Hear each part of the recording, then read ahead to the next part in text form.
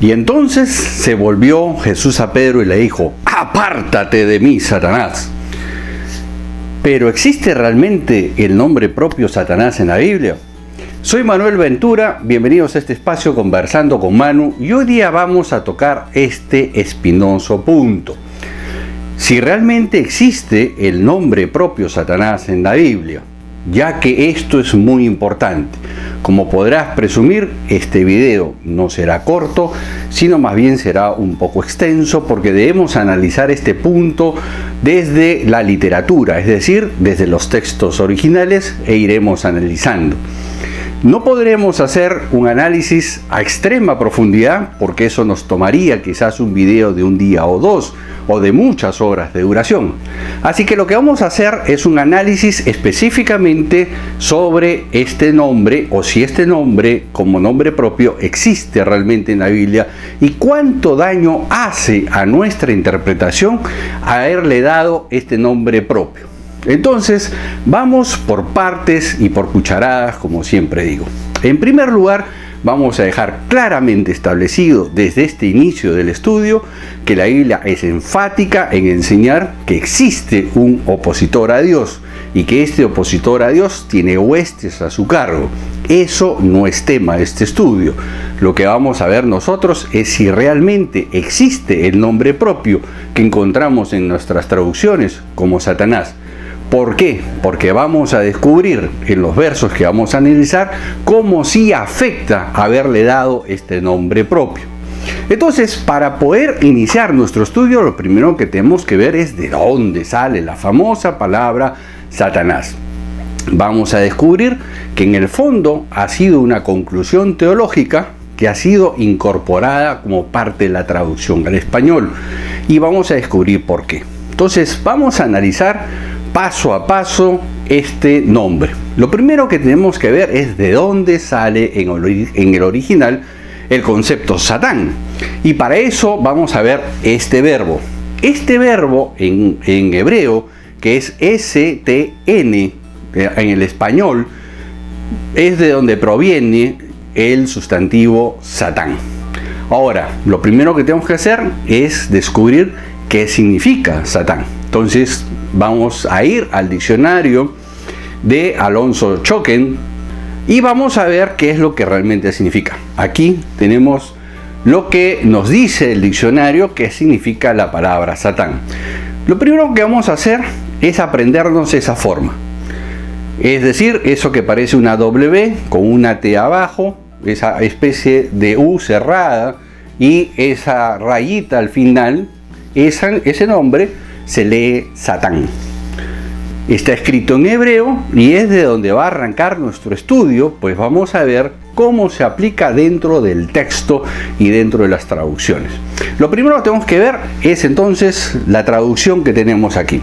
Es decir, Satán significa adversario, el que obstruye, el que acusa, y cuando se le ponen los artículos ja, por ejemplo, se le puede asumir un cargo de fiscal, es decir, un cargo de acusador, donde su función es acusar. Ahora, ustedes me dirán: oiga, pero mi diccionario Strong dice que es el enemigo acérrimo de Dios. Pero Strong no es un diccionario. Valgan verdades, Strong es una concordancia. Pero es una concordancia donde lo que hace es simplemente ubicarte los textos donde la palabra ha sido traducida como Satanás.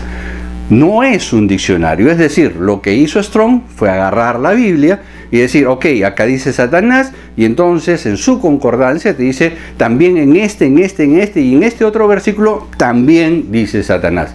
Pero eso no implica de que ese sea el significado. Y ese es lo importante que vamos a estudiar ahora.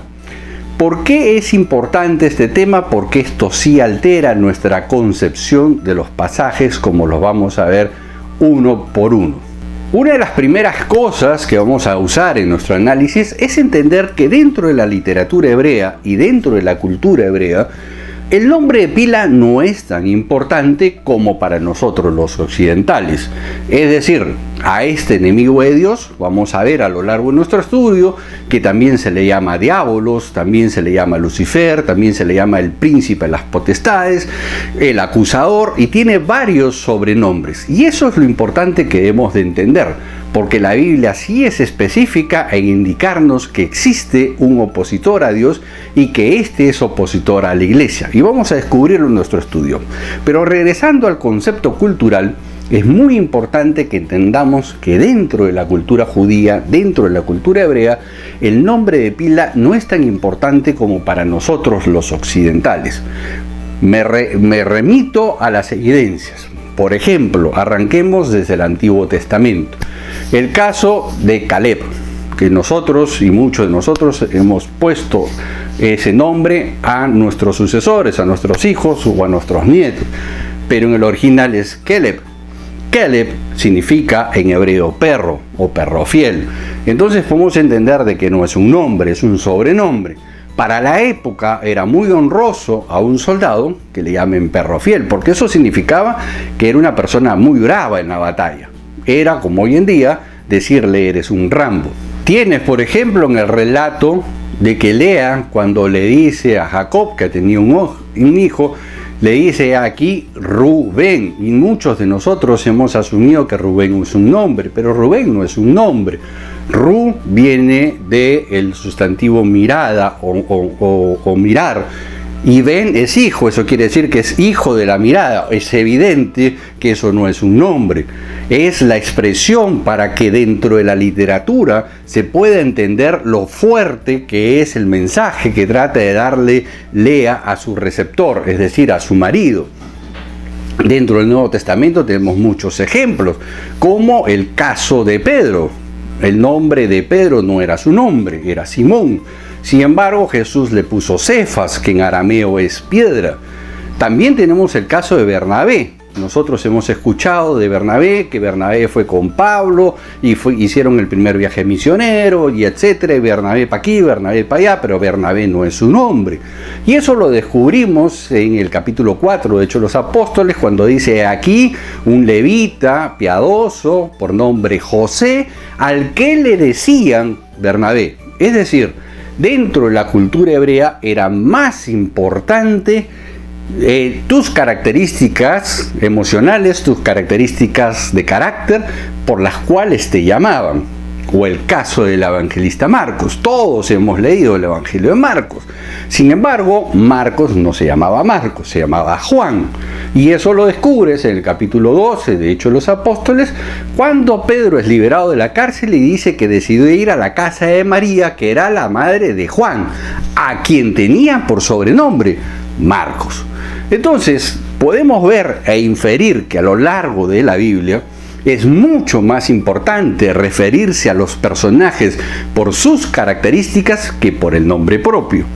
Y esta no es la excepción. Y ahora vamos a descubrir por qué. Así que vamos a estudiar primero los pasajes para poder definir este tema. Entonces, hasta aquí hemos visto que la palabra Satán o el sustantivo Satán significa, de acuerdo al diccionario de Alonso Schockel, de que este significado significa el que se opone, el que es adversario, el que es obstáculo, el que puede acusar. Y entonces, aquí viene lo importante. Una de las características del idioma hebreo antiguo, es decir, de lo que se conoce como el hebreo bíblico, es que en algunos casos me permite a mí usar una palabra con doble sentido, es decir, por ejemplo, conocer. Dentro de la cultura hebrea, conocer puede ser conocer a alguien, pero dentro del contexto del cual viene la narración, también conocer puede ser tener relaciones íntimas, es decir, tener relaciones sexuales, como por ejemplo cuando la Escritura nos dice y Adán conoció a Eva.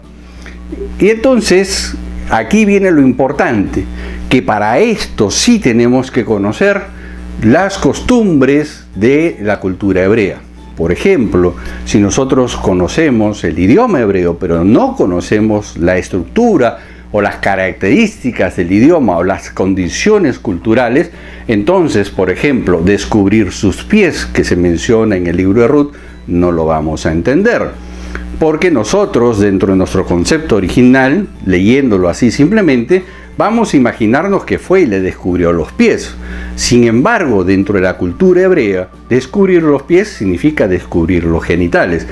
A lo que voy es que solamente si es que la costumbre de la cultura hebrea me permite darle más de un significado a la palabra, este será por la cultura hebrea, más no por mi concepto de lectura. Todo lenguaje de cualquier idioma, sea español, inglés, alemán, hebreo, griego, etc., es simplemente la forma en la que expresamos nuestra propia cultura. Por ejemplo, en español, papaya es una fruta. Sin embargo, aquí en el Perú decimos, esto es papaya. Nos referimos a que esto es muy fácil de hacer, es propio de la cultura peruana. Sin embargo, cuando tú vas a otro país de habla hispana como Cuba, papaya tiene otra significancia dentro del contexto popular. Igualmente, aquí en el Perú, por ejemplo, cuando vamos a dar un examen o preparamos algún estudio, decimos, hemos chancado muy duro este tema. Nosotros, dentro de la cultura peruana, chancar en ese contexto es hemos estudiado a fondo o hemos dado mucho esfuerzo de estudiar este tema. Sin embargo, en el mismo idioma español, en la cultura centroamericana, en muchos países centroamericanos, significa tener relaciones íntimas. Por ende, y de ahí lo importante y lo que trato de explicarles de por qué algunas palabras dentro del contexto hebreo pueden tener más que una significancia. Mas si el contexto histórico o el contexto cultural no me lo permite, no tengo ningún derecho a alterar ese concepto. Eso es un poco lo que ha ocurrido y de dónde apareció el nombre. Y ustedes me dirán, pero Manuel, yo he agarrado mi diccionario en griego y dice que Satán significa Satanás. Y yo les digo, evidentemente que sí, porque este problema viene desde el siglo IV y el idioma español nació varios siglos después del siglo IV. Es decir, para cuando nace el idioma español, el nombre Satanás ya estaba introducido dentro de las traducciones y eso es lo más importante que tenemos que ver. Cuando se hizo la Vulgata latina, que era la traducción al latín, y no Vulgata, que viene de vulgar, no significa que sea una traducción mala, sino que fue hecha para el pueblo, fue hecha para todos, fue hecha supuestamente para que todos pudieran entender, con la mejor de las intenciones. Sin embargo, el traductor de la Vulgata latina introduce una conclusión teológica en la cual él concluye que este Satán es un nombre propio, es una conclusión teológica. ¿Respetable? Sí es respetable. Al final de cuentas es su conclusión teológica. Lo que no está bien es que yo meta mi conclusión teológica en un texto o en una traducción, porque entonces estoy alterando el texto original y estoy limitando al oyente o al lector a que pueda sacar sus propias conclusiones. Lo que trato de hacer con este estudio es que tú tengas las herramientas para que tú puedas llegar a tus propias conclusiones. Si bien es cierto, yo voy a dar una conclusión teológica al final, seré claro en expresar que es mi conclusión teológica con la cual tú puedes o no puedes estar de acuerdo. Lo importante es que con las evidencias que te voy a presentar a partir de este momento, tú tendrás suficientes herramientas para llegar a tu propia conclusión. Y en lo que sí vamos a coincidir es que el nombre propio Satanás no existe ni en el Antiguo ni en el Nuevo Testamento. Y esto es importante porque eso sí altera la lectura que yo le doy en el español. Y lo vamos a ver en dos casos muy específicos, uno en el Antiguo y uno en el Nuevo. Tanto en el Antiguo como en el Nuevo Testamento se traduce el nombre Satanás como nombre propio en más de 27 versículos en cada uno de los casos. Si bien es cierto, hoy no voy a poder presentar todos los casos, sí les puedo decir que los he leído todos y los he analizado todos antes de poder hacer este video. Lo importante es que sí vamos a analizar los más importantes tanto en el Antiguo como en el Nuevo Testamento, y vamos a ver por qué en algunos casos sí se puede referir al adversario de Dios y en otros casos no. Y ahí viene la importancia de que tú tengas el texto original y no mi conclusión teológica ni la conclusión teológica de quien puso el nombre propio Satanás en la traducción. De ahí que nosotros tenemos que ir al original para ver qué significaba Satán en ese momento que fue escrito y no qué significa ahora en el siglo XXI. Ese es el mayor error que cometemos en forma involuntaria, por lo general, cuando hacemos estudios desde la posición occidental del siglo XXI. Lo que nosotros tenemos que hacer es un esfuerzo mental de trasladarnos al momento en que fue escrito y qué es lo que el autor en ese momento trató de expresar. Y de esa manera podré rescatar y traerlo al presente. Es decir, regresando a lo que muchos me decían, pero en mi diccionario dice que significa Satanás, es porque tu diccionario está en español. Y eso, el español nació muchos años después, muchos siglos inclusive después de que el nombre Satanás fue introducido en los textos. Entonces, es importante entender qué significaba esa palabra en el siglo I, en el caso del Nuevo Testamento, y qué significaba siglos antes cuando se escribió en el Antiguo Testamento.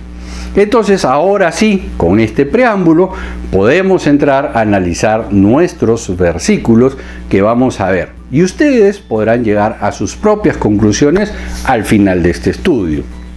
Bien, entonces aquí lo que vamos a hacer es analizar los dos primeros versos. El primero está en Números 22:22 y como ustedes ya saben, el hebreo se lee de derecha a izquierda. Y no vamos a traducir todo el texto, vamos a usar los textos que están en español. Yo he usado la Reina Valera 1960 como referencia y yo te agradecería que tú uses tu Biblia y tomes lápiz y papel para que puedas anotar las siguientes traducciones. Y entonces ustedes podrán notar que aquí en este círculo que estoy haciendo hay una palabra que se lee Satán. Es una palabra compuesta o constructa, ya que tiene un artículo para, que es lo que está en azul, que estoy remarcando en estos momentos. Ese le significa para. Y ahora vamos a ver que Satán, ya sabemos que significa adversario, obstructor, ¿no? Y todos los significados que ya habíamos visto en la introducción. Ahora, igualmente en la traducción de español, ustedes pueden ver que aquí se respetan los mismos colores que yo he puesto en el original hebreo. Entonces dice, y el furor de Dios se encendió porque iba, y el ángel, está hablando de Balaam, que iba a maldecir a Israel, y entonces dice que la ira de Dios se encendió, y el ángel de Jehová, ojo, escuchen bien, el ángel de Jehová se puso en el camino por adversario para él. Entonces aquí la palabra Satán está siendo traducida como adversario o el que obstaculiza el camino a él. Lo vamos a ver más claro en Números 22:32. Nuevamente el hebreo se lee de derecha a izquierda y ustedes podrán notar que yo he puesto dos palabras en colores. La primera que está aquí, que se lee le Satán como en el caso anterior, y la segunda está aquí y se lee le Negedi. Y en el caso de le Negedi, ustedes pueden observar que la primera está en azul, la palabra central en rojo y la última, la yud, está en marrón. Ahora les voy a explicar por qué lo he separado así, para que vean qué importante a veces es ver los contextos en el original para entender la profundidad del tema. Entonces dice, y el ángel de Jehová le dijo, ¿por qué has herido tu asna 3 veces? He aquí yo he salido para obstruirte, para estar frente a ti en el camino, porque eres perverso. Nuevamente en el español estoy respetando los colores para que ustedes puedan ubicar las palabras. Entonces, en le Satán, que está aquí, podemos ver que en el español significa para obstruirte. Podría ser para ser adversario también. Pero de acuerdo al texto, lo más conveniente para que se entienda en el español es obstruirte. ¿Por qué? Porque ahora sí les explico lo que significa la palabra lenegedi. Lenegedi es una palabra igualmente compuesta, primeramente del artículo le, que ya les he mencionado, que significa para, negedi, que es esta parte que está en rojo, que significa frente a frente. Y la yud, que está al final, significa de propiedad primera persona. Es decir, lo que el ángel le está diciendo: yo te he salido al camino para ponerme frente a ti, para mí. Y de ahí que la traducción que les he puesto dice para estar frente a ti. Ahora, vamos a detenernos un ratito en esta palabra lenegedi, porque la vamos a ver más adelante en el libro de Daniel. Vamos a hacer un alto aquí para explicar un poquito esta palabra o el concepto lenegedi. El concepto de lenegedi es alguien que se para frente a ti y está en este plan, ¿no? Como cuando juegas fútbol y vas a patear al arco y el arquero está, tú quieres patear para la derecha y el arquero está así, y para la izquierda y está en este plan, ¿no? O cuando tú quieres pasar a alguien o sobrepasar a alguien y esta persona está, tú tratas de pasar por la derecha y se pone por la derecha, tratas de pasar por la izquierda, tratas de pasar por la izquierda. Entonces, este concepto del lenegedi lo vamos a encontrar más adelante en el libro de Daniel, lo vamos a ver, y es exactamente el mismo concepto de diabolos en el griego. Es decir, una persona que está así, obstaculizándote, haciendo de obstáculo para que puedas pasar. En este caso, ha sido aplicado a un ángel de Dios, porque dice que el ángel de Dios se le pone frente a Balaam, ¿no? Para hacerle estorbo, para hacerle adversario, para decirle: oye, ¿a dónde vas? Oye, tranquilízate. Oye, ¿por qué le das así a la asna? ¿Cuál es tu prisa? ¿No te das cuenta que estás yendo a hacer un mal? Ese es el concepto del mensaje, ese es el concepto del pasaje. Y entonces, viendo en el original, estamos viendo que Satán es adversario, y acá estamos viendo que inclusive se le dan hasta dos aplicaciones, ¿no? Adversario y estorbo. Es decir, en la segunda parte, en el verso 32, vemos que el concepto de la lectura, nuevamente insisto, de que es importante conocer la cultura para poderle dar los significados correctos a las palabras. Y podemos observar que en el verso 32, inclusive hasta en español, el concepto es este. Está el ángel frente a Balaam con la burra y está en este plan. No pasas, hey, espérate, escúchame mi mensaje. Y está en este plan. Eso es el lenegedi. Lenegedi es: yo estoy frente a ti, para ti. Es decir, yo estoy acá y no te dejo pasar, y quieres pasar para acá y yo me pongo así, y quieres pasar al otro lado y yo me pongo en este plan. Ese mismo concepto lo vamos a encontrar más adelante en la traducción de Daniel 10, cuando el ángel viene con la respuesta a Daniel, donde el ángel le dice: tu oración fue escuchada desde el mismo momento en que tú oraste. Sin embargo, dice, el príncipe de Persia se me opuso durante 21 días. Y se usa esta misma palabra, lenegedi, es decir, esta opción, ¿no? O sea, el príncipe, venía el ángel de Dios con la respuesta a Daniel, y entonces dice que el príncipe preso está en este plan: vas para la derecha, y tú vas para la izquierda y yo me pongo así, y te obstaculizo, y me pongo de obstáculo, ¿no? Entonces es un obstáculo al mensaje de Dios, es el concepto de ser obstáculo, de ser adversario. Ok, vamos a seguir adelante con nuestras traducciones. Muy bien, vamos a continuar entonces ahora con 1 Samuel 19:22, y para esto es importante que tengamos en cuenta un detalle. David llega un momento en que vive o mora con los filisteos durante un largo tiempo por razones de que Saúl, recordemos, lo estaba persiguiendo. Y entonces David sale a la guerra con los filisteos en distintas oportunidades, es lo que nos da a entender el texto. En algún momento tienen que pelear contra el pueblo hebreo, ¿no? Entonces, los soldados se refieren hacia sus príncipes, hacia sus oficiales, y le dicen, oigan, mejor a este David hay que regresarlo al lugar de donde le indicaste, es decir, vamos a regresarlo al campamento. No sea que a la mitad de la batalla se nos vaya a voltear y no sea de adversario. Entonces, nuevamente, vamos a encontrar aquí la palabra le Satán. Ojo que es una palabra compuesta, no es una palabra en sí. Es decir, le para, es un artículo, es un prefijo que significa para. Y la palabra Satán, que en este caso nuevamente es traducida para ser adversario. Es decir, el concepto de la oración nos está indicando de que los filisteos tienen temor de que David, por su origen hebreo, a la mitad de la batalla se les vaya a voltear.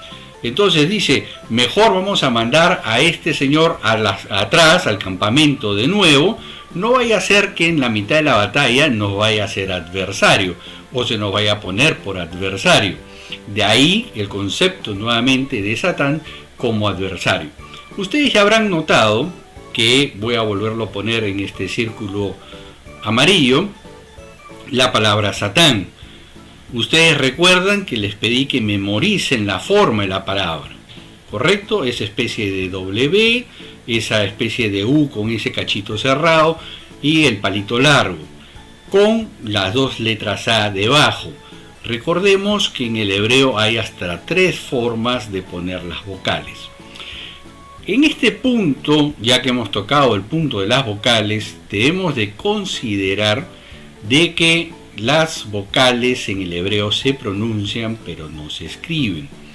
Quienes definieron la forma de las vocales o dónde van las vocales fueron los masoretas entre el siglo VII y el siglo X de nuestra era. Tardaron casi 5 siglos en terminar de ponerle todas las vocales a lo que conocemos como el Antiguo Testamento y de normar la gramática en ese momento. Muy bien.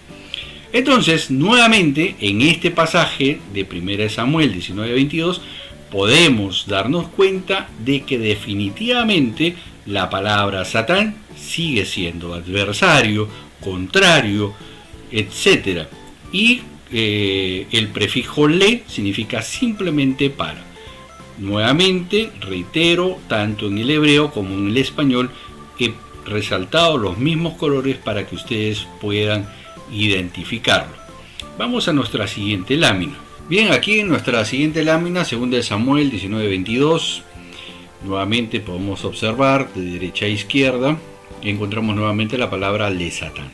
Ya he explicado que le es un prefijo que significa para, Satán, adversario, obstáculo, el que se opone, el enemigo, etc. Va a depender mucho del contexto en el cual encontramos la palabra Satán. En este caso, que está dirigiéndose a sus familiares, a sus primos, que son familia directa de David, les está inquiriendo. El versículo empieza, Vayomer David, es decir, y dijo David. Entonces los está encarando, les está diciendo, ¿acaso ustedes se van a convertir ahora en mis adversarios? ¿Ustedes se van a oponer a mí? Entonces es un reclamo que hace David. Y vemos que el concepto de le Satán nuevamente aparece en esta lengua original, en el hebreo original, y que nuevamente significa adversario. Primera de Reyes 11:23, que está hablando, dice, despertóle también Dios por adversario a Rezón, hijo de Eliad, el cual hubo de su amo Adaser, rey de Soba.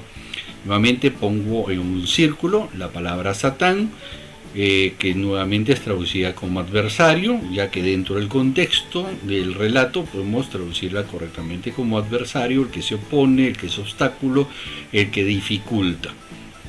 Entonces, el sustantivo Satán, hasta aquí donde estamos estudiando, definitivamente se refiere a un adversario, a alguien que se opone.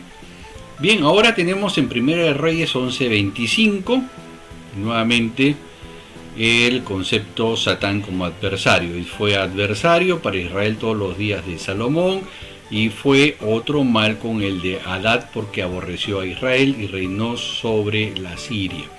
Nuevamente el sustantivo Satán, volvemos a verlo aquí, traducido como adversario, el que se opone, etc. Primera de Reyes 11:14, nuevamente Jehová hizo adversario a Salomón, a Hadad y Idumeo de la sangre real, el cual estaba en Edom. Nuevamente vamos a poner en un círculo para resaltar el sustantivo Satán en el original. Hasta este punto, en todos los casos usado el sustantivo Satán, lo hemos visto como adversario, el oponente, el que obstruye. Vamos a seguir con nuestra lámina y en la siguiente vamos a ver dónde empieza el tema de la traducción como Satanás. En primer lugar, vamos a ver de que en el capítulo 1 de Job, verso 6, entonces ahora se le da ya no el valor de sustantivo, sino el valor de nombre propio, tal como está en la traducción, por ejemplo, de la Reina Valera, 1960. Ahora, vamos a analizar este punto, porque es importante. Ustedes van a ver que la palabra aquí está escrita, observen donde estoy poniendo el círculo, y se lee Ha-Satán. La primera que está en azul, la primera letra que está en azul es la Hei con una A, y se lee Ja. Y el Ja es un artículo. No es parte de la palabra, que es decir, el ja es un artículo. En el español tenemos artículos en masculino, femenino, en singular y en plural. En hebreo todos los artículos son ja, es decir, ja es simplemente un artículo y nuevamente seguido del sustantivo Satán. Bajo ningún concepto es un nombre. Ahora, aquí es importante hacer un alto para explicar lo siguiente. En este punto es indispensable hacer un pequeño paréntesis porque tenemos que explicar muy claramente este prefijo que se presenta en el original. Este es un artículo. En el español, como ya lo expliqué, tenemos distintos artículos, la, en singular, en plural, masculino, femenino, etc.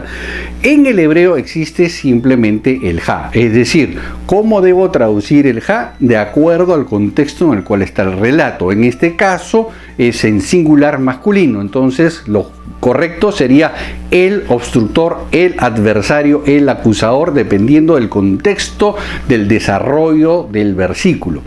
Ahora, ¿por qué digo es importante esto? Porque ya aquí podemos ver que el sustantivo que es adversario por ningún motivo puede ser ahora un nombre.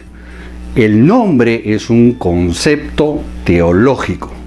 Entonces, como ya lo había dicho al inicio, en esta parte los teólogos llegaron a la conclusión de que este adversario, este oponente, este que está en contra de, era el enemigo de Dios.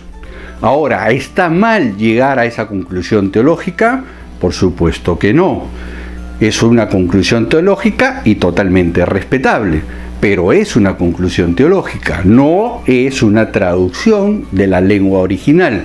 Es decir, yo no puedo introducir mi conclusión dentro de la traducción porque en ese caso soy desleal con ustedes, porque de esa manera yo estoy limitando y haciendo que ustedes piensen lo que yo pienso, y eso es incorrecto.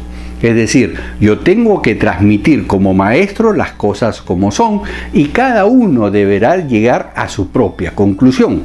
No necesariamente, como lo dije desde un inicio, ustedes puedan estar totalmente o parcialmente en desacuerdo con lo expuesto aquí. Pero yo presento las evidencias como son para que ustedes tomen las conclusiones que ustedes consideren correctas. Entonces, ¿dónde nace este desmadre en este tema del nombre propio? Cuando se escribe la Vulgata latina, allá hacia finales del siglo III, el teólogo que hace la transcripción llega a la conclusión de que este personaje, Ha-Satán, es el adversario de Dios y lo traduce o lo incorpora como nombre propio, Satanás. Ahí es donde nace justamente este desmadre.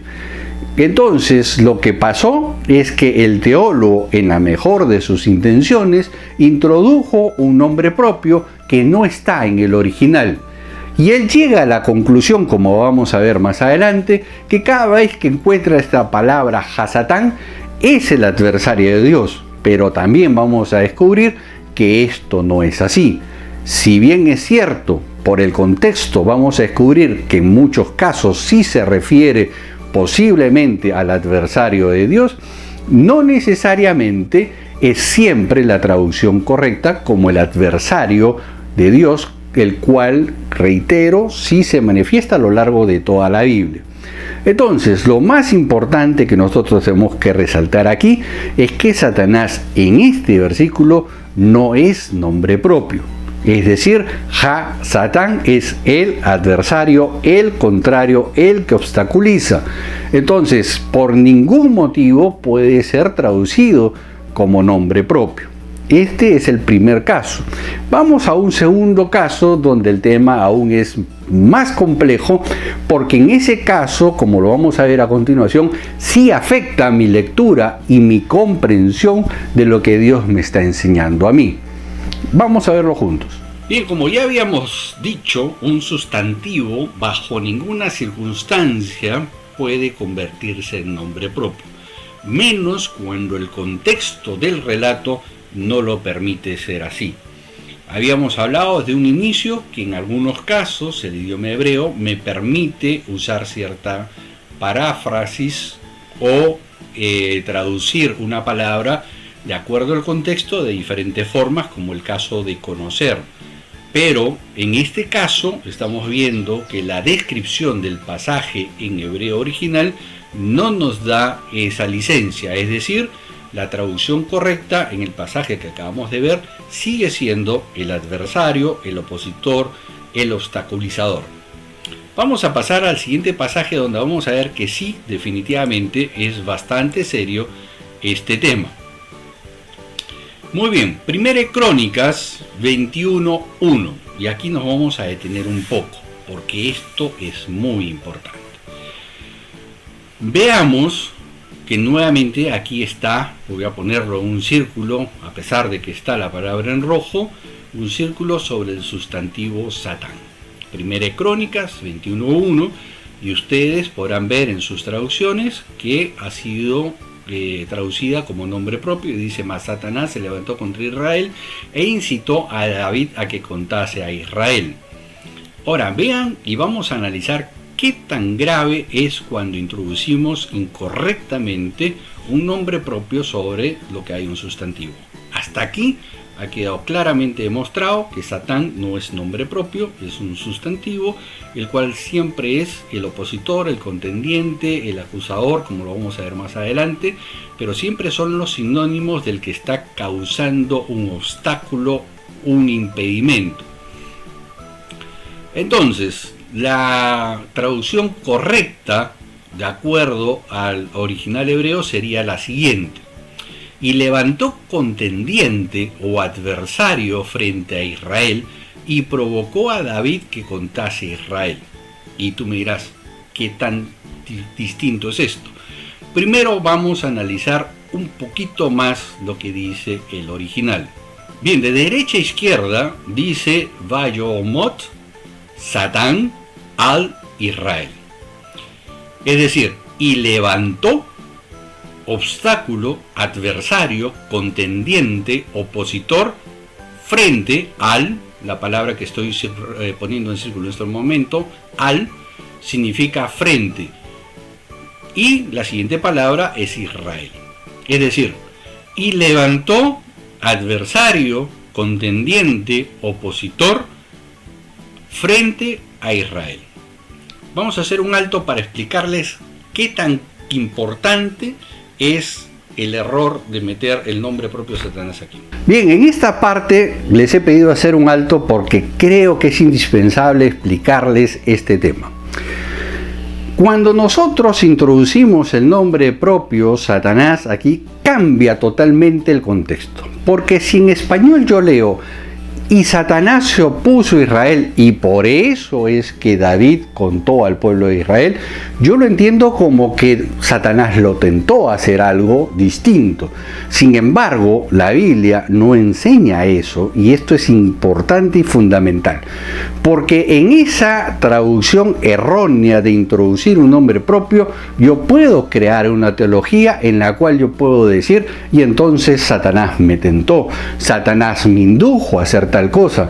Pero en ninguna parte de la Biblia vamos a encontrar a este adversario haciendo esa labor. Es decir, siempre lo vamos a encontrar haciendo obstáculo, oponiéndose al pueblo de Dios, acusando al pueblo de Dios inclusive, pero en ningún caso induciendo a un error dentro de la teología hebrea, dentro del contexto del relato hebreo.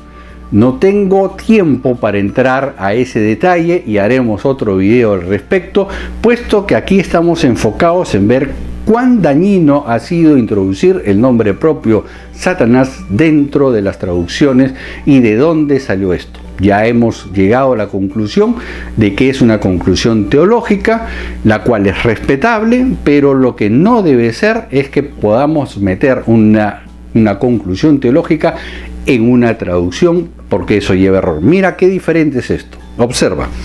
La traducción español dice: y Satanás se levantó a Israel y le tentó para que David cometa el error de contar. Entonces, como digo, ahí podemos inferir de que Satanás es un tentador, que Satanás entonces tiene una acción de crear cierta anomalía entre la relación entre, en este caso, entre David y Dios. Sin embargo, si tú lees todo el contexto desde el capítulo anterior, recordemos que la Biblia no fue escrita en capítulos y versículos, y leemos todo el capítulo anterior y todo el siguiente, son momentos de mucho conflicto, es decir, hay momentos de batalla tras batalla, tras batalla, tras batalla. Entonces, cuando concluye el capítulo anterior, ustedes van a descubrir que han estado en batallas, han habido batallas, guerra aquí, guerra allá, batallas por acá, batallas por allá. Y entonces llega un momento en que se levanta un adversario, es decir, uno nuevo, es lo que podemos inferir del texto. Hay un nuevo adversario que se levanta contra Israel. Y entonces yo me imagino el cuadro que David ha dicho: ¿otro más? ¿Otro más? Oye, ¿y nos alcanzarán los soldados para combatir a este? No, recordemos que desde el capítulo anterior venimos batalla tras batalla tras batalla, estamos desgastados, estamos emocionalmente también agotados. Aquellos que hemos servido en la milicia sabemos que tras muchos ejercicios, tras muchas batallas, uno siempre se agota. Entonces, esa era la situación en ese momento de Israel y sus ejércitos, y David a cargo. Entonces se levanta un nuevo adversario, y David debe haber dicho: ¿otro más? Y David se olvida de un detalle, que si leemos más atrás vamos a descubrir de que es Dios el que le da las victorias. Entonces él, al decir: uy, otro más, mejor vamos a contar con cuánta fuerza contamos para enfrentar a este nuevo adversario, entonces lo que está diciendo frente a Dios es: ya, yo soy el gran vencedor en las batallas anteriores. Entonces, como depende de mí, voy a contar mis fuerzas. Y es la razón por la que Dios se enoja con David, porque quien le daba las victorias a David era Dios. Al tomar esta actitud, David lo que le está diciendo a Dios: aguanta, fui yo el que salió a la batalla. Entonces yo voy a ver mis fuerzas para salir a esta nueva batalla. Y lo que debió haber hecho es depositar su fe en Dios, como lo había hecho hasta ese momento. Es la razón por la cual se enoja Dios con David.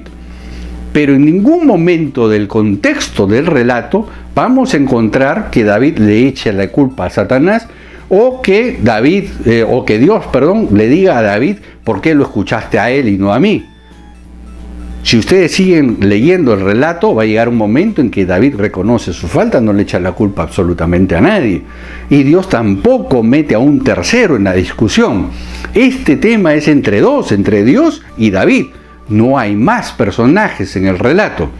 Entonces, introducir el nombre propio Satanás en este relato, ya puedes darte cuenta que cambió totalmente tu concepción de lo que realmente está transmitiendo el original. Aquí estamos empezando a ver ¿Qué tan horroroso es haber introducido un nombre propio en un relato donde no hay nombre propio? Hemos dejado claramente sentado de que Satán es un sustantivo. Vamos a ser claros. Si yo traduzco algo del español, por ejemplo, al inglés, como lápiz, es pencil, más adelante no puede ser car, ni elephant, ni ningún otro nombre que no sea lápiz. Es decir, lápiz en inglés siempre será pencil. Bajo ningún concepto podrá ser otra cosa que no sea un lápiz. Por ende, un sustantivo que significa adversario, obstáculo, el que obstruye, el que pone problemas o el que hace problemas para avanzar, por ningún motivo puede ser un nombre propio. En este caso, sigue siendo un sustantivo de acuerdo al relato que está en el idioma original hebreo. Es decir, en estos dos casos, como en el caso de Hasatán, como acabamos de ver en Job, y el cual se repite varias veces en Job, no necesariamente se refiere al adversario de Dios. Si ustedes revisan con cuidado, verán que en algunos casos simplemente se refiere a un obstáculo, como ya lo hemos visto en otros casos, como el caso que vimos en Números, como hemos visto en 1 Samuel, en 2 Samuel, y otros muchos más en los cuales están en la Biblia. Entonces, lo importante aquí es que podemos ya inferir que definitivamente el nombre propio Satanás no existe en el relato original. Es más, nos ha causado un gran daño porque nos ha llevado a una errónea comprensión del relato. Porque si lo leemos en español, el que acusa o el que induce al error a David, según el texto en español, es un personaje llamado Satanás. Sin embargo, en el texto original hebreo, el nombre propio Satanás no existe y no hay nadie que induzca a David a cometer el error. Es decir, David toma una mala decisión ante un adversario, probablemente una mala decisión tomada en un momento de cansancio emocional, ya que venían de varios conflictos militares. Y esto no sería anormal que una persona genere un desgaste emocional y que eso nuble su criterio, lo cual sería normal. En todo caso, la actitud correcta hubiera sido ir a consultar a Dios y ahora ¿qué hacemos? Como sucede en otros relatos anteriores. Pero lo importante y en lo que tenemos que enfocarnos es que el sustantivo Satán no se puede convertir en forma mágica en un nombre propio. Mucho menos porque el relato no permite considerarlo como nombre propio. Y entonces ahora vamos a ver otras cosas más. Bien, entonces ahora vamos a ver un pasaje el cual es uno de los más polémicos en todo el Antiguo Testamento y sobre el cual los teólogos llegan a la conclusión de que Hasatán es un nombre propio. Pero vamos a verlo nosotros en el original hebreo y yo voy a dejar que después ustedes tomen su propia conclusión, lo cual es lo que debe hacer cada uno. Vamos a poner primero en círculos rojos cada vez que encontramos el nombre Hasatán en esta descripción de Zacarías 3, versos 1 y 2. Bien, entonces encontramos que hay 1, 2, 3 y 4. Ahora, empecemos con el primero. Vamos a volverlo a poner en un círculo rojo, está aquí, y dice Be-Ha-Satán. ¿Ok? Como ustedes pueden ver, aquí las vocales propuestas siguen siendo las mismas. En todos los casos sigue siendo el mismo sustantivo. Recordemos que ja es un artículo y la palabra be, que le he puesto en marrón, que la voy a poner en un recuadro, significa y, además de. Entonces, eso es una conexión lógica, al igual que en el español, ¿no? La traducción en la Reina Valera dice: y mostróme a Josué, el gran sacerdote, el cual estaba delante del ángel de Jehová, y Satán estaba a su mano derecha para hacerle adversario, y dijo Jehová a Satán: Jehová te reprenda, oh Satán, Jehová que ha escogido a Jerusalén te reprenda. ¿No es este tizón arrebatado del incendio? Ahora, esta palabra que voy a poner en círculo en este momento se lee letzit no. Ya hemos visto reiteradamente de que este prefijo le significa para, y este sufijo posterior es plural primera persona, es decir, para sernos adversario, para acusarnos, para obstaculizarnos. Cualquiera de esas traducciones sería correcta. Ahora, permítame hacer un pequeño alto aquí para explicar algo antes de continuar con esta explicación, para que ustedes entiendan el escenario. Vamos a hacer un pequeño alto. En este relato de Zacarías vamos a olvidarnos por un momento el nombre de Satanás, vamos a olvidarnos de Hasatán y vamos a usar el siguiente ejercicio mental. Observemos lo siguiente. Tenemos varios personajes, está Dios, está el ángel de Dios, está un sumo sacerdote, está Zacarías, y además vamos a ver que Dios emite un juicio, es decir, se refiere a este Hasatán y emite un juicio sobre él. Entonces tenemos que ver de que hay un juez, que en este caso es Dios, hay un abogado, porque ¿cuál es la función de un sacerdote? Era interceder. También hay un acusado, que es Zacarías, y que nos representa a todos nosotros, ya que, como dije, la segunda palabra está en primera persona plural, a nosotros. O sea, Zacarías en ese punto del relato está representando a un grupo, porque está hablando en primera persona plural. Entonces podemos inferir claramente que este es una figura de un juicio delante de Dios. El relato así nos lo hace ver. Todos los personajes implicados aquí están involucrados en un juicio. Entonces podemos concluir y podemos inferir, y no necesariamente ustedes tienen que estar de acuerdo con lo que les voy a decir a continuación, pero mi conclusión lógica es que la traducción correcta para el primer y Hasatán sería y el acusador, ya que está a la mano derecha del defensor, lo cual me indica un escenario de un juicio, un juez, un defensor, y en este caso alguien que hace de fiscal, que hace de acusador. De ahí que yo voy a llegar a la conclusión de que y el acusador está al lado derecho del ángel de Dios para acusarnos. Y esto, si lo cruzamos con el capítulo 19 de Apocalipsis, vamos a encontrar exactamente la misma figura. Entonces puedo inferir que aquí está hablando de un juicio. Entonces, ahora regresemos a nuestro pasaje y la conclusión que yo les voy a dar ahí, ustedes pueden estar o en acuerdo o en desacuerdo, pero van a ver que tengo un sustento para darles la conclusión que les voy a dar. Regresemos a nuestra lámina. Bien, basados en lo que les acabo de explicar, llego a la conclusión de que aquí dice, y me mostró a Yoshua, el sacerdote grande, delante del mensajero de Jehová. Recordemos, vamos a ver esta palabra malach, que la estoy poniendo de un círculo, que normalmente es traducida como ángel, y en el hebreo significa mensajero. Al igual que en el griego angelus, nosotros podemos inferir de que este mensajero puede ser un mensajero celestial o puede ser un mensajero terrenal. Malach es una palabra aplicada en el Antiguo Testamento tanto a seres espirituales como a seres terrenales, porque su traducción correcta es mensajero.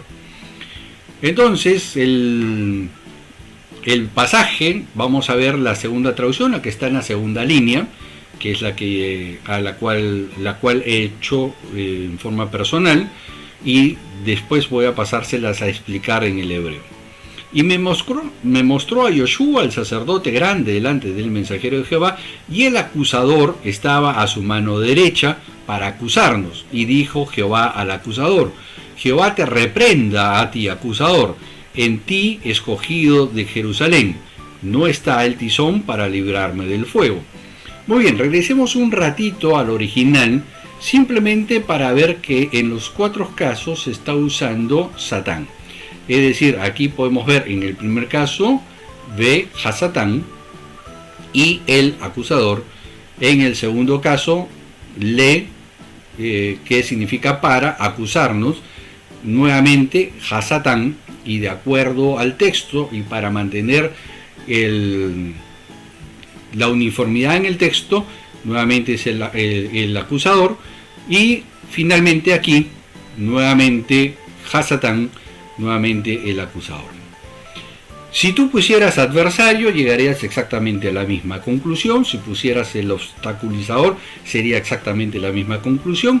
Así que la única diferencia entre poner acusador, adversario, oponente o el que obstaculiza va a ser simplemente ayudarnos a una mejor comprensión en el español. Simplemente eso.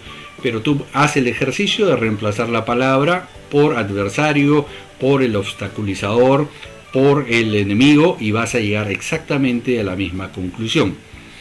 Pero, reitero, aquí vemos un juicio, y basado en ese tema y en ese contexto es la razón por la cual he asumido el significado de acusador, que pertenece al sustantivo Satán. Es decir, de acuerdo al contexto de lo que hemos leído, he usado la palabra acusador porque está de acuerdo al texto el cual hemos leído en el hebreo original. Ahora, aquí hay una parte muy importante que está en el verso 2, y dijo Jehová al acusador. Es donde yo digo, acá hay una emisión de un juicio, pero que se dirige al acusador, se dirige al que está acusando a Zacarías, y le dice, Jehová te reprenda. ¿A quién? A ti, acusador. Ahora, ojo al detalle, porque aquí viene lo más importante que se desprende del original. En ti, escogido de Jerusalén. Es decir, ¿quién va a reprender según Dios al acusador? Es el escogido de Jerusalén. El original dice, en ti, escogido de Jerusalén. En el español es un poco complejo pasarlo porque es un concepto hebraico, pero la idea es la siguiente. Dios se dirige al acusador y le dice, Jehová te reprenda a ti, acusador. ¿En quién? Es decir, Jehová, pero ¿en quién? En ti, escogido de Jerusalén. Es decir, el escogido de Jerusalén es el que emitirá juicio final sobre el acusador de acuerdo al texto. Entonces, si ustedes lo comparan con el libro de Apocalipsis, entonces van a ver que es exactamente la misma figura. Vamos a hacer un pequeño alto para poder hacer una breve conclusión que va a ser un poco teológica, pero creo que con bastante sustento. Bueno, vamos a la explicación. En Zacarías, en el verso 2, hemos descubierto que Dios emite un juicio y le dice, y se dirige al acusador, se dirige al fiscal, se dirige al adversario. Nuevamente, ¿ese adversario puede ser el adversario de Dios? Sí, es una conclusión teológica respetable, pero es una conclusión teológica. Es decir, yo no puedo introducir un nombre propio sobre la conclusión teológica o sobre el texto original que significa algo en específico. Entonces, lo que dice es lo siguiente: Jehová te reprenda a ti, acusador, y Jehová emita juicio sobre ti, y seguidamente dice, en ti, escogido de Jerusalén. Es decir, Jehová dice, Dios dice, el juicio o quien te va a reprender a ti es Dios en el escogido de Jerusalén. Es decir, está hablando de que hay un escogido de Jerusalén, el cual, si queremos hacer una conclusión teológica de acuerdo y cruzando esto con el Apocalipsis, esta conclusión teológica quiere decir que es Jesús el que va a emitir el juicio final o la sentencia final sobre este acusador, lo cual está ratificado a lo largo del Nuevo Testamento, y ustedes pueden ver claramente que siempre va a ser enfático, sobre todo Juan en el libro Apocalipsis, que es Jesús el final, el que pone fin al reino de este adversario de Dios. Esta figura la vas a encontrar en capítulo 19 del Apocalipsis, tal cual como la relata Zacarías en 3:1 y 2. ¿Es una conclusión teológica? Sí lo es, y por eso soy transparente en decirlo, para que ustedes saquen sus propias conclusiones si llegan a la misma conclusión que yo o tengan otra conclusión. Reitero que lo importante en este estudio es ver que la palabra Satanás como nombre propio no existe ni en el Antiguo ni en el Nuevo Testamento. ¿Podemos inferir teológicamente de que este es el adversario de Dios? Sí, es una conclusión teológica, respetable, por supuesto que sí, pero lo que no es correcto es que yo lo introduzca dentro de una traducción para que tú creas lo que yo creo. Si yo no hubiera sido honesto contigo y decirte cuál ha sido mi conclusión teológica que acabo de expresar, sería deshonesto contigo. Tú puedes llegar a la misma conclusión o no. Para eso te estoy dando las evidencias para que tú tomes tu propia decisión. Entonces, sigamos adelante con nuestra investigación para poder tener las conclusiones correctas y las herramientas para poder llegar a nuestra propia conclusión. Volvamos a nuestra exposición. Bien, hasta aquí entonces hemos visto y demostrado que la palabra Satán es un sustantivo, el cual puede ser traducido como obstáculo, interferir, acusador, adversario, enemigo, etc. Pero en ningún caso puede ser asumido como nombre propio, ya que ni el idioma ni los relatos en el original nos pueden dar esa licencia. Lo correcto sería hacer una traducción fidedigna y si tenemos una conclusión teológica, ponerlo al pie de página. Es decir, yo puedo inferir de que en el caso, por ejemplo, de Zacarías, si yo llego a la conclusión de que este es el adversario de Dios, entonces puedo, digamos, traducirlo como el acusador, el adversario, el enemigo, el término que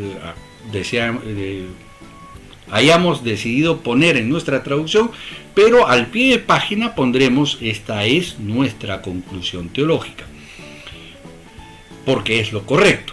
Entonces, vamos a coincidir que la conclusión hasta este momento, de acuerdo a todo lo estudiado, a todo lo revisado en historia, Satán es un sustantivo, el cual puede ser aplicado en forma positiva o en forma negativa.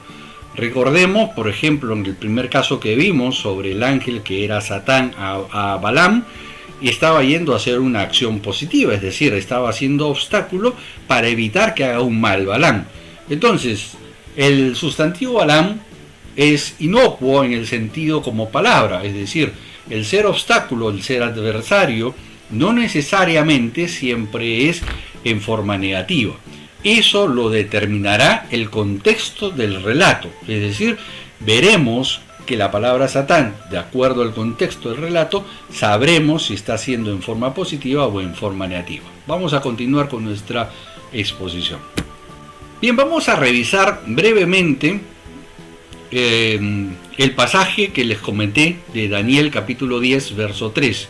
Mas el príncipe del reino de Persia se puso contra mí 21 días y aquí Miguel, uno de los principales príncipes, vino a ayudarme y yo quedé allí con los reyes de Persia. No vamos a hacer una conclusión teológica, que quiero que observen esta palabra que voy a poner en círculo, que ya la hemos visto en anterioridad. Le negedi. Nuevamente el prefijo le para neget, que es frente a frente, y la yud o y al final de la palabra significa posesivo en primera persona. Es decir, que la opción que estuvo haciendo este personaje era ponerse frente al ángel que traía la respuesta y le obstaculizaba el camino. ¿Recuerdan la función de arquero que expliqué hace un rato en la exposición? Bueno, esta es exactamente lo que da a entender este leneged. Este concepto es exactamente el mismo concepto de diabolos en el griego, es decir, el que se pone en medio de para obstaculizar un lanzamiento, para obstaculizar una acción. Ok, continuemos entonces. Aquí algunos pasajes en los cuales se encuentra la palabra Satán, las cuales han sido traducidas de distinta manera. Recordemos lo que dije inicialmente, que una palabra no puede tener muchos significados, es decir, una palabra que es un sustantivo no puede convertirse por arte de magia en nombre propio, y de la misma manera, como habíamos visto y puse de ejemplo la palabra lápiz traducida al inglés, lápiz en inglés es pencil y en ningún caso puede ser car, puede ser track o puede ser alguna otra cosa, es decir, lápiz siempre es lápiz. En este caso, Satán siempre debe ser el adversario, el oponente, el opositor, el que obstaculiza, el adversario, el enemigo y similares. Es decir, no puede ni debe convertirse en nombre propio, porque entonces nos hace hacer una pésima lectura del estudio, como ya lo demostré en uno de los pasajes. Bueno, entonces aquí están algunos de los pasajes en los cuales la palabra Satán se ha traducido como nombre propio. En el caso de Job 1.6, 1.7, 1.8, etc. Zacarías 3.1, 3.2, 1 Crónicas 21.1. Otros pasajes en los cuales la palabra Satán ha sido traducida como adversario, 1 Reyes 5.4, 11.14, 11.23, 11.25, etc. Pasajes donde ha sido traducido como obstáculo, Números 22.22, 22.32, 1 Samuel 29.4, 2 Samuel 19.22, Salmo 71.13, Salmo 109.4, 109.6, 109.20, 109.29, y ustedes si investigan van a encontrar algunos más. Bien, entonces podemos concluir de que en el Antiguo Testamento, basado en lo que hemos estudiado hasta este momento, el nombre propio Satanás no existe. Entonces ahora vamos a empezar a analizar lo que hay en el Nuevo Testamento. Para eso vamos a ver dos conceptos que son bastante importantes. La primera es el tema diabolos. Diabolos es la palabra griega para referirse nuevamente al adversario de Dios. No es tampoco un nombre propio. Es simplemente una descripción que voy a pasar a explicarle un momento. Ahora, la segunda parte importante y la más importante quizás está aquí. Ustedes pueden ver en el tercer párrafo, ahorita lo voy a poner en un círculo, dice la palabra en sustantivo arameo Sataná, que es exactamente el equivalente de Ha-Satán que hemos estado estudiando.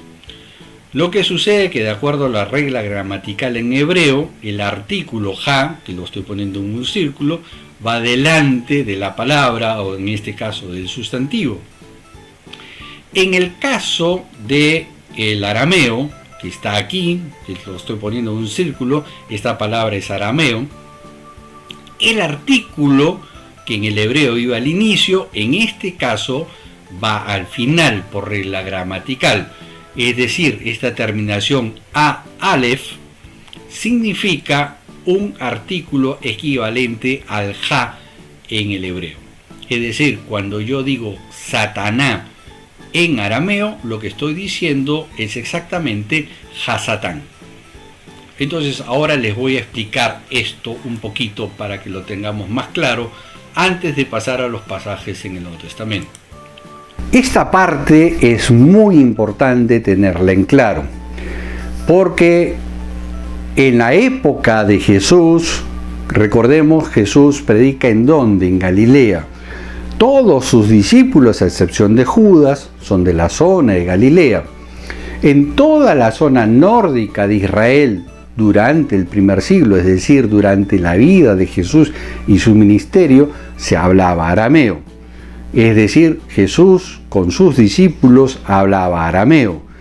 Es algo así como que tú, por ejemplo, de habla hispana, emigres, digamos, a Estados Unidos, en la sociedad hablarías en inglés, pero en casa hablarías español, porque es lo normal, tu lengua materna siempre va a salir a relucir.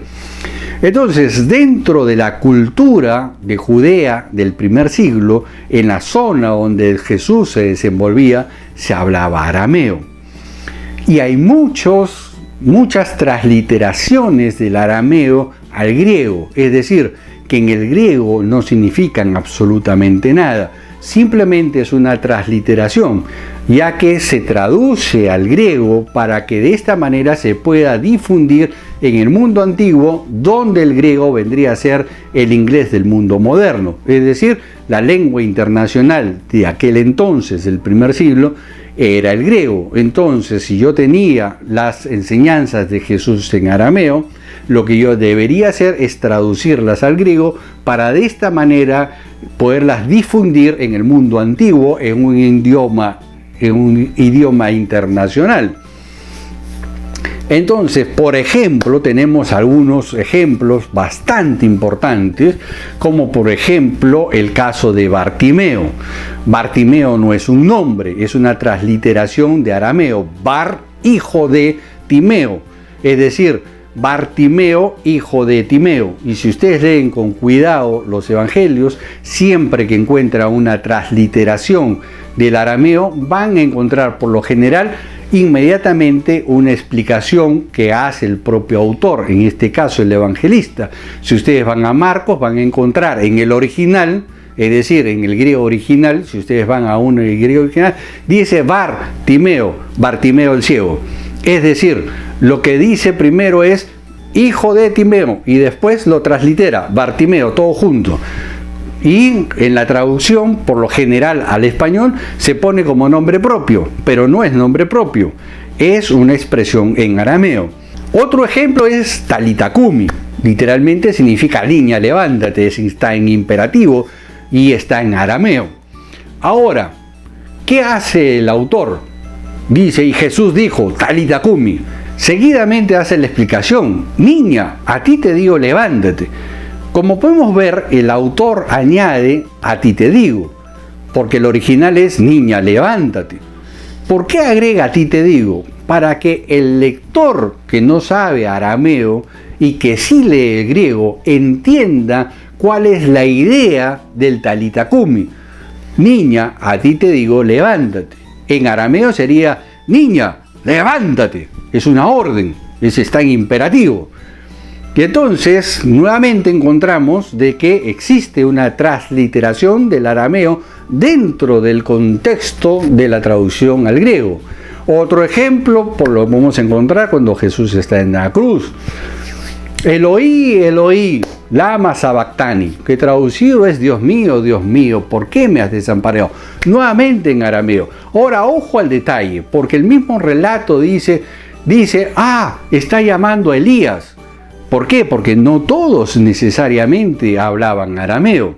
Entonces, como Eloí suena similar a Elías en hebreo, por eso es que los que estaban abajo observando decían, está llamando a Elías. Pero el autor del Evangelio hace primeramente la cita en arameo e inmediatamente pone la traducción. Cuando analicemos al final de este video, como introdujimos el video, es decir, cuando Jesús se refiere o se dirige a Pedro diciéndole apártate de mí, Satanás, vamos a descubrir que nuevamente es una transliteración del arameo y vamos a encontrar cómo lo explica el mismo autor del Evangelio. Ahora, regresemos a nuestro tema. Nuestro tema es que la palabra Satanás en arameo significa exactamente lo mismo que Hasatán en hebreo. Entonces, regresando a nuestro ilustre teólogo del siglo IV, resulta que como él entendió que Hasatán era un nombre propio, cada vez que encontró la transliteración Satanás en el Nuevo Testamento, simplemente le puso Satanás. Como esto sucedió siglos antes de que exista el idioma el español, cuando se hicieron las traducciones al español, el nombre Satanás ya estaba introducido en las traducciones que se usaron como fuentes para nuestra traducción al español. De ahí donde se arma el menjunje. Entonces, de ahí, por eso es que siempre digo que es importante ir a los originales para poder observar estos detalles. Ahora, vamos a las evidencias que están en el Nuevo Testamento, teniendo en claro, ya les he explicado, que el nombre Satanás es el equivalente a Hasatán en hebreo. Y esto es muy importante para el estudio que vamos a hacer aquí. También es importante que tengamos claro que Jesús y sus discípulos hablaban principalmente arameo, hebreo y muy probablemente también el griego. Lo que sí podemos decir con clarísima certeza es que hablaban arameo, y eso lo vemos claramente en las transliteraciones que se encuentran en el griego. Aquí quiero hacer un pequeño paréntesis que es importante. ¿Por qué? Porque nos damos cuenta que es una transliteración, y aquí hay que tener cuidado con todos los diccionarios y con todas las conclusiones teológicas que se han llevado a cabo a lo largo de los siglos. Porque nosotros tenemos que ir a investigar en el original, es decir, ¿qué es lo que significaba para el autor Satanás en el siglo I? No en el siglo IV, no en el siglo XIV, tampoco en el siglo XXI. Es decir, yo tengo que tener bien claro cuál era el concepto para el escritor del siglo I, cuando se escribieron los evangelios y cuando Pablo escribió sus cartas. Y vamos a descubrir cosas curiosas, donde vamos a descubrir que el 70% del nombre propio Satanás está justamente en los evangelios. Reitero, Jesús y sus discípulos hablaban arameo. Por ende, y es de ahí la razón por la cual hay tantas transliteraciones de arameo en el griego. Entonces ahora con esos temas aclarados, vamos a nuestras láminas para poder hacer nuestras conclusiones. Bien, lo primero que vamos a ver es identificar dónde se usa como nombre propio Satanás. Y vamos a ver que cuando menos son 33 veces en el Nuevo Testamento que se emplea Satanás como nombre propio. Y vamos a descubrir que esto también es un gravísimo error de la transcripción al español. Primeramente vamos a encontrar que 14 veces se dice Satanás, o se escribe Satanás en el griego. 14 veces se escribe como Satanás, 5 veces como Satanán. Lo que quiero que observen es este detalle que estoy remarcando en este cuadrado, donde el sustantivo es Satanás. Este sustantivo Satanás, como ya lo expliqué, en arameo es el equivalente a Hasatán, el adversario, el obstaculizador, el enemigo, etcétera, etcétera. Ahora, en el primer siglo,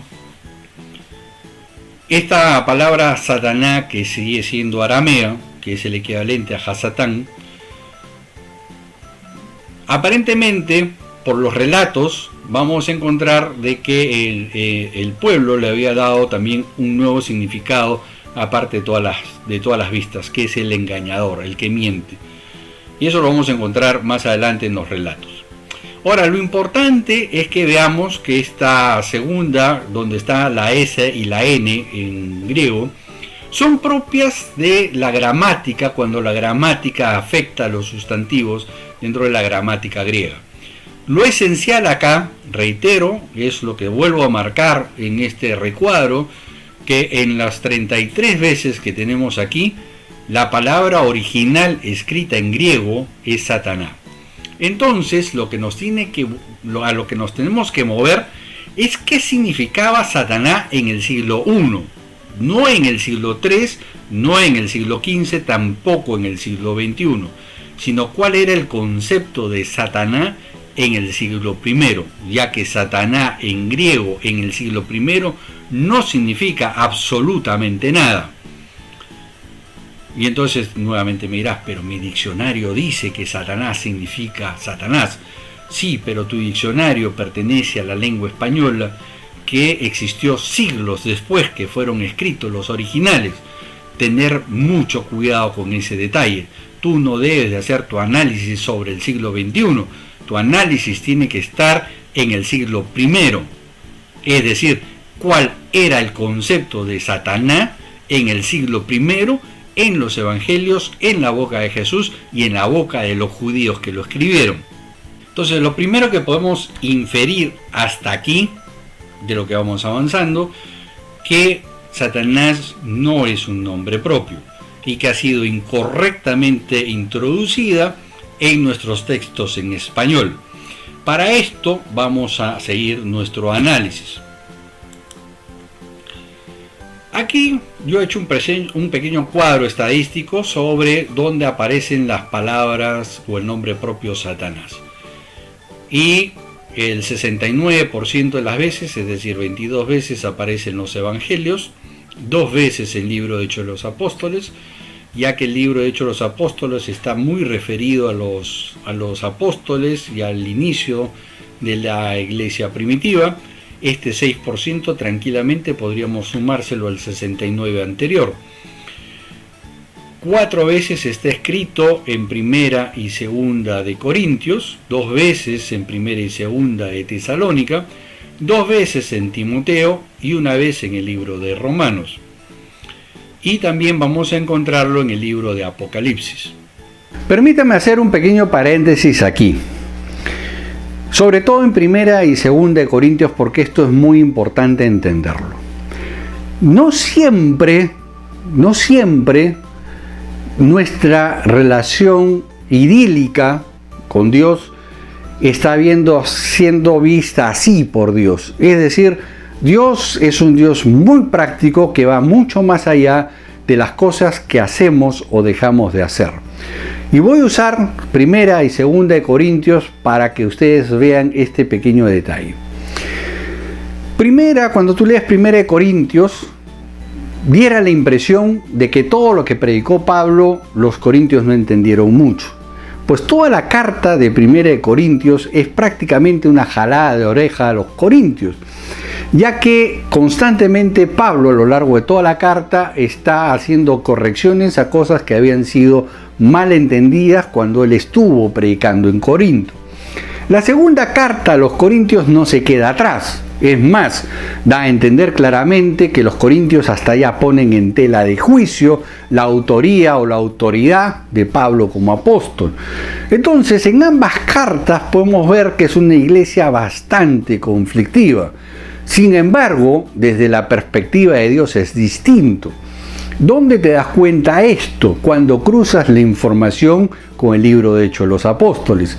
Porque Lucas es enfático en registrar un detalle que solemos pasar por alto. Cuando Pablo llega a Corintio, Jesús le dice en visiones que no se vaya de ahí, pues que él tiene mucho pueblo en Corintio. Mira el detalle, Jesús le hace ver en visiones a Pablo que Jesús tiene mucho pueblo en Corinto. Y podemos inferir, de acuerdo al relato de Hechos de los Apóstoles, que Pablo se queda 1 año y medio en Corinto, enseñando, predicando, discipulando. Después de esta labor titánica de Pablo, podemos leer Primera y Segunda de Corintios y podemos llegar a una errónea concepción de que Corintios eran unos descabellados. Sin embargo, cuando nosotros vemos la figura dentro del total, no necesariamente estamos viendo que Dios ve con los mismos ojos que nosotros vemos, ya que reitero lo que Jesús le dice a Pablo: en Corintio tengo mucho pueblo, pero lo que tú infieres en las cartas posteriores al viaje misionero de Pablo es que esta iglesia había que jalarle las orejas. Entonces Dios no siempre ve las cosas como nosotros las vemos. Por ende, nuevamente el concepto de Hasatán o Satanás en Primera y Segunda de Corintios, podemos ver que claramente se está refiriendo a los temas de obstáculo o ser adversario o ser mentiroso. Hay que ver el contexto. Aprovecho a darte un tip. Terminado este análisis, y si lo que yo estoy explicando a ti te convence y te parece correcto, lo que yo te sugiero que cuando encuentres la palabra Satanás en tu texto, sea en el Antiguo o el Nuevo Testamento, pienses en estos conceptos: el que obstaculiza, el adversario, el contrario, el enemigo, el mentiroso. y de acuerdo al contexto en el cual se desarrolla, entonces aplica el significado. Ok, entonces ahora vamos a pasar a ver algunas pequeñas cosas que yo ya había adelantado sobre las transliteraciones para que queden bastante claras. Y de ahí vamos a pasar a analizar justamente con las palabras que iniciamos este video. Y van a darse cuenta qué distinta puede ser la conclusión cuando nosotros entendemos el original y no la traducción, que no siempre, lamentablemente, guarda relación al original. Regresemos a nuestra lámina. Habíamos visto ya con anterioridad estos ejemplos, ahora pueden ustedes verlo aquí en la lámina, porque creo que es bastante importante entender qué significa una transliteración. El relato de Marcos 10:46, podemos ver que entonces vinieron a Jericó, y al salir de Jericó, él y sus discípulos, una gran multitud, Bartimeo el ciego, hijo de Timeo. En el original dice Bartimeo, por separado, hijo de Timeo, el ciego. Y nuevamente, coma, y viene la explicación en griego, hijo de Timeo. De ahí la importancia que tenemos que entender que Bartimeo es una transliteración del arameo. En Marcos 5:41, tomando a la niña, le dijo Talita Cumi, lo que acabo de explicar, que significa literalmente en imperativo, niña, levántate. Sin embargo, ustedes pueden ver que el evangelista Marcos añade a ti te digo. ¿Por qué? Porque para que se entienda en el idioma griego, él debe añadir a ti te digo, para que entiendan dentro del griego de que se refería a la niña y le estaba dando una orden de levántate. Marcos 15:34, cuando Jesús está en la cruz, dice Eloí, Eloí, lama sabactani, que traducido es Dios mío, ¿por qué me has desamparado? Y algunos que estaban ahí decían al oírlo, mirad, llama a Elías. ¿Por qué? Porque la pronunciación Eloí es similar a la pronunciación Elías. Entonces los que no estaban muy adecuados al arameo interpretaban que se estaba refiriendo o estaba llamando a Elías. Muy bien, lo ofrecido. Vamos a analizar Mateo 16:13 en adelante. Viniendo Jesús a la región de Cesarea de Filipo, preguntó a sus discípulos diciendo, ¿quién dicen los hombres que es el Hijo del Hombre? Es decir, está preguntando, ¿qué dicen los demás de mí? Ellos dijeron, unos Juan el Bautista, otros Elías, otros Jeremías o alguno de los profetas. Y él les dijo, ¿y vosotros quién decís que soy yo? Respondiendo Simón Pedro dijo, tú eres el Cristo, el Mesías, el Hijo del Dios viviente. Entonces le respondió Jesús, bienaventurado eres Simón. Interesante que se refiere a él en su nombre de pila. Hijo de Jonás, porque no te lo reveló carne ni sangre, sino mi Padre que está en los cielos. Y yo también te digo, tú eres Pedro, y sobre esta roca edificaré mi iglesia, y las puertas del Hades no prevalecerán contra ella. Y a ti te daré las llaves del reino de los cielos, y todo lo que atares en la tierra será atado en los cielos, todo lo que desatares en la tierra será desatado en los cielos. Entonces mandó a sus discípulos que a nadie dijesen que él era Jesús el Cristo, es decir, Jesús el Mesías. Desde entonces comenzó Jesús a declarar a sus discípulos que le era necesario ir a Jerusalén para padecer mucho de los ancianos, de los principales sacerdotes, de los escribas, y ser muerto y resucitar al tercer día. Entonces Pedro, tomándole aparte, comenzó a reconvenirle y diciendo, Señor, ten compasión de ti, en ninguna manera esto te acontezca. Pero él volviéndose dijo a Pedro, quítate delante de mí, Satanás. Eres tropiezo porque no pones la mira en las cosas de Dios, sino en la de los hombres.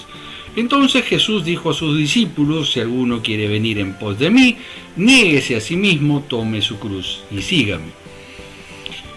En una traducción literal dice lo siguiente, en griego original dice así, habiéndose vuelto dijo a Pedro, vete detrás de mí, Satanás, causa de tropiezo eres de mí, porque no piensas las cosas de Dios, sino las cosas de los seres humanos. En nuestro contexto actual del siglo XXI, recordemos que esto estamos leyendo lo escrito en el siglo I. Al igual que en el idioma español, el español antiguo del siglo XVI, es distinto a nuestro español del siglo XXI. Por ende, debemos entender cuál era la forma de dirigirse en el contexto del primer siglo. Entonces, esta traducción literal vamos a tratar de traerla a nuestro contexto actual. Y sería algo así como: Pedro, deja este estorbo atrás de mí.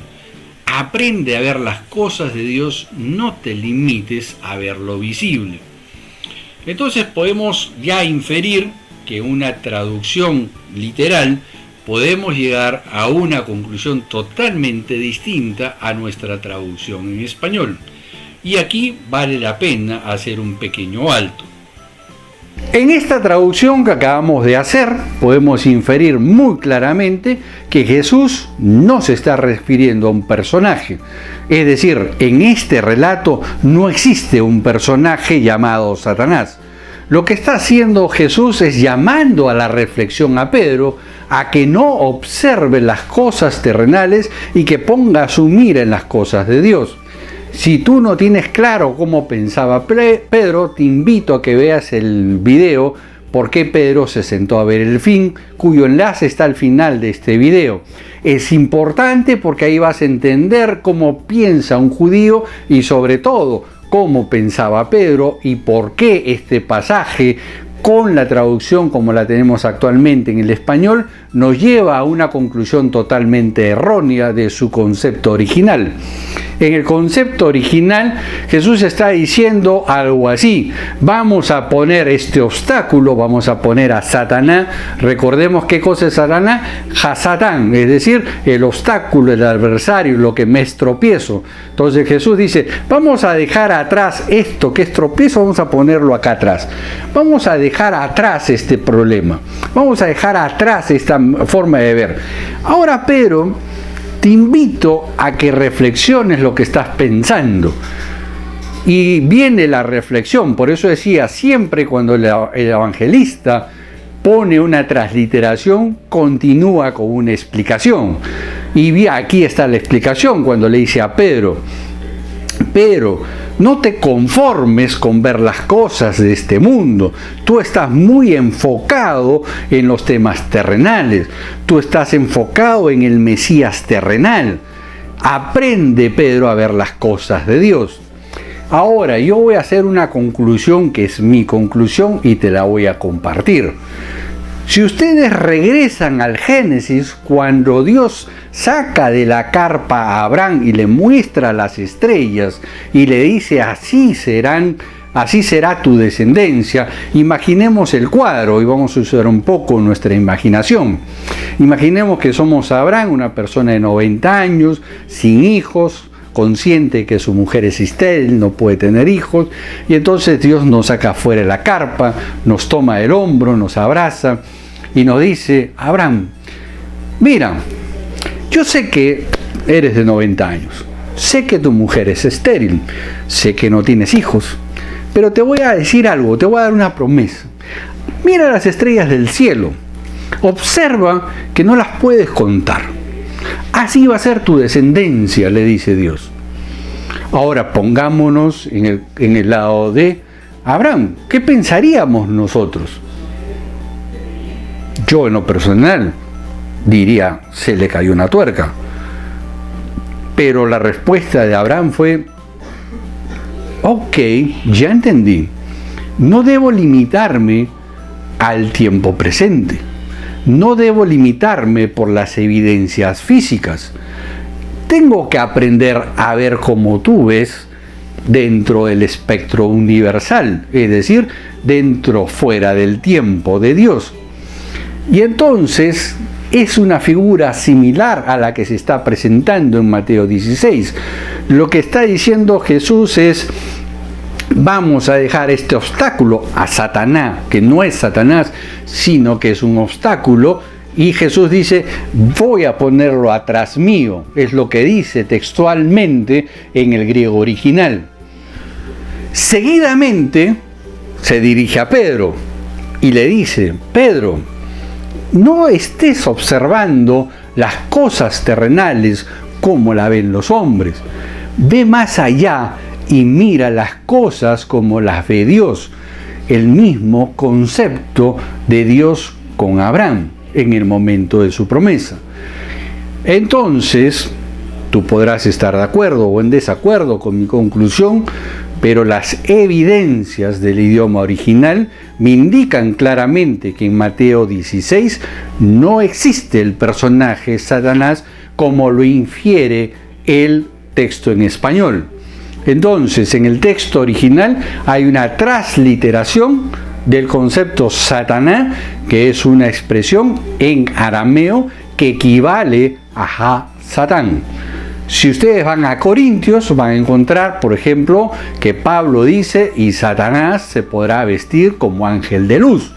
Entonces, puedes ver, y ahí es donde inferimos de que ya dentro del siglo I, este Satanás, este Hasatán, este adversario, también tenía el apelativo de mentiroso. Porque lo que te está diciendo el contexto es que este mentiroso se podrá disfrazar hasta de ángel de luz. Es decir, nunca se cansará de intentar engañar. Y el concepto como el adversario de Dios dentro del Nuevo Testamento vamos a encontrar también en más de un pasaje que se refiere a este como un gran mentiroso. Inclusive Pablo llega a decir que es padre de la mentira, ¿no? Y entonces podemos inferir de que definitivamente el nombre propio Satanás no existe ni en el Nuevo ni en el Antiguo Testamento. Es un error de una conclusión teológica que fue introducida en los textos allá por el siglo IV. Por ello, que en nuestras traducciones al español lo tomaron de una copia que era una conclusión teológica. Esta conclusión teológica puede o no puede ser correcta. En todo caso, es una conclusión teológica respetable, pero que no puede ser introducida como una traducción o como un nombre propio dentro de los textos, porque esto nos lleva a un error de interpretación, como lo hemos visto en el Antiguo Testamento, cuando se levanta un adversario frente a Israel, y entonces David toma la decisión de hacer un censo. Como hemos visto en el texto original, no existe el nombre propio, como si se infiere en el español, en la traducción Reina Valera. De la misma manera, en este relato que acabamos de analizar del Nuevo Testamento, de Mateo 16, no existe el personaje Satanás en ese relato. Ni siquiera están hablando del adversario de Dios. Están hablando que la declaración de Pedro es obstáculo a cumplir el propósito de Dios. Por eso que es Satanás, es Hasatán, es un obstáculo, es algo que se opone al propósito de Jesús. Entonces, nuevamente, reitero, la transliteración del arameo al griego Satanás, porque el artículo va al final, el obstáculo en Mateo 16 es traducido erróneamente como un nombre propio. Entonces, para concluir, mi conclusión es la siguiente: el nombre propio Satanás no existe en la Biblia, ni en el Nuevo ni en el Antiguo Testamento. Es una conclusión teológica que por error ha sido introducida en nuestros textos, los cuales hemos analizado en más de un caso, nos lleva a un error de entendimiento y a crear falsas teologías, porque los originales no lo dice así. ¿Podemos inferir de que hay un adversario de Dios? Definitivamente que sí. La Biblia es clara, tanto en el Antiguo como en el Nuevo Testamento, que muchas veces esta palabra Satán, Hasatán o Satanás están dirigidas al adversario de Dios o al adversario de la iglesia o al adversario de Cristo, pero no en todas las traducciones, y es ahí donde tenemos que tener cuidado en nuestros estudios, porque hay otras inferencias, como cuando por ejemplo dicen el príncipe de este mundo, como dice en el Nuevo Testamento. Es evidente que está haciendo una señalización a un personaje que es el adversario de Dios y que se opone obviamente a la iglesia, mas en ningún caso Dios nos muestra su nombre de pila. Y mi conclusión es la siguiente: porque si Dios nos hubiera dado el nombre de pila o el nombre del adversario, probablemente nuestra naturaleza humana estaría más concentrada en Él que en Dios. Es decir, mi conclusión es que nosotros estamos llamados a hablar de Dios, no del adversario de Dios.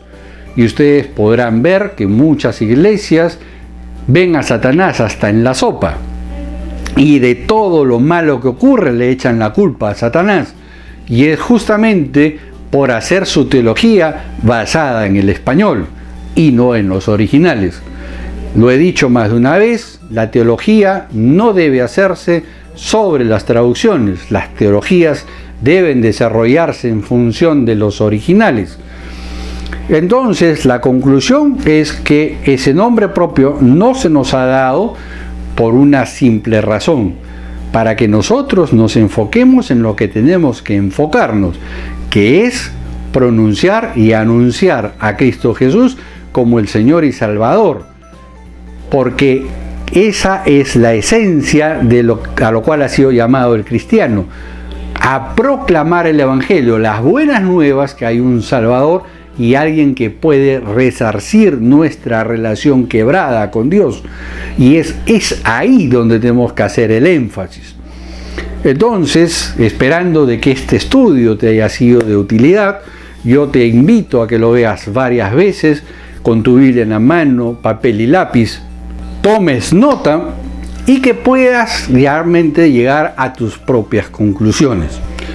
La idea de este estudio, como lo dije reiteradamente, es simplemente ver que el nombre propio Satanás no existe, y que es importante considerar que el concepto Hasatán, Satán y Satanás son conceptos que tenemos que ver como el adversario, el que se opone, el que obstaculiza, el mentiroso en el caso del Nuevo Testamento. Y estos detalles son muy importantes cuando tú vayas a desarrollar tus estudios. Con estas palabras me despido y quedo a ustedes nuevamente. Será hasta una nueva oportunidad. Muchas gracias por su tiempo. Dios los bendiga grandemente. Bye bye.